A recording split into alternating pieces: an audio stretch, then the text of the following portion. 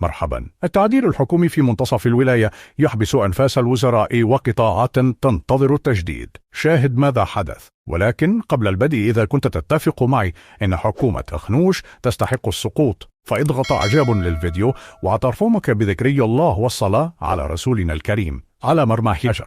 هكذا بات الكثير من الساسة والمتابعين للشأن السياسي المغربي ينظرون إلى التعديل الحكومي المرتقب والمثقل بالتكهنات المضادة، وسط توقعات تفيد بنزول أسماء بعينها من سفينة حكومة عزيز أخنوش التي تواصل الإبحار وسط أمواج من التحديات الاقتصادية والاجتماعية والانتظارات المتعاظمة للمواطنين. وزاد من حجم مسلسل الانتظار المشوق للتعديل الذي يجمع الكل على أنه آت لا محالة، التأجيل المفاجئ لاجتماع المجلس الحكومي الذي كان مرتقبا عقده اليوم الخميس.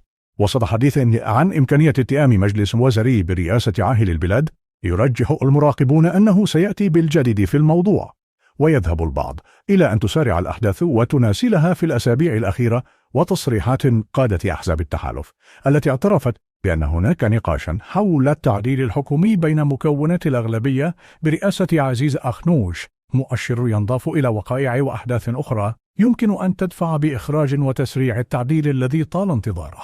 وفي النهاية، شاركونا رأيكم حول هذا الموضوع، ولا تنسوا الاشتراك في قناتنا ليصلكم جديدنا. شكرا لكم.